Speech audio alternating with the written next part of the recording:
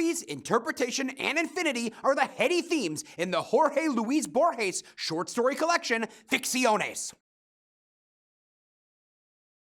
Ficciones contains any number of doubles and reflections, imitation worlds, and imitated books. Often these copies have a complicated and troubling relationship to the originals. Sometimes they overwhelm, undermine, or infiltrate the original. In Talon, Ukbar, Orbis Tertius, a secret society of philosophers invents Talon, disseminating information about it through a plagiarized encyclopedia. In Pierre Menard, author of Don Quixote, a 20th century French writer sets out to write Don Quixote, not to copy the 16th century Spanish Cervantes novel, but to produce it anew, word for word, to become the author who could, and did, write Don Quixote, only at the present time.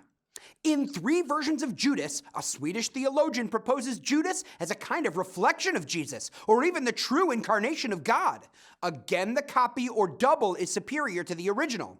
Judas is Jesus with the addition of infamy and sin. With sly humor, Jorge Luis Borges proposes an image of the world superior to the actual world. Interpretation is a critical part of Ficciones, in which detectives, spies, and scholars examine texts for multiple meanings. Many are tongue-in-cheek, poking fun at critics and scholars. Several other stories in Ficciones are also commentaries on imaginary works. A great example of interpretation's added significance is Death in the Compass.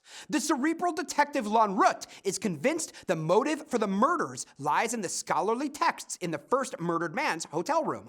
Dismissing the straightforward interpretation, robbery and mistaken identity, Lanrut's powers of interpretation are equaled by the villains, who ultimately out-interprets the detective. Sometimes Borges seems like his double, Herbert Quain, whose books try hard to astonish. Quain writes complicated experimental works, which the narrator prefers the more complicated interpretations of. Many of the stories in Ficciones concern infinity as artworks or systems, meaning they have no limits or boundaries and are thus endless. The Babylon Lottery evolves from a simple cash prize to a system in which the number of lottery drawings is infinite. Herbert Quain thinks demiurges and gods would choose an infinite scheme, infinite stories, infinitely subdivided. In The Garden of Forking Paths, Stephen Albert refers to the moment at which the 1001 Nights becomes metafictional.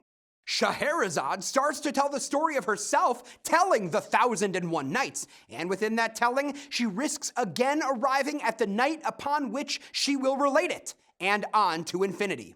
In Ficciones, Borges often presents infinity alongside an idea of circularity.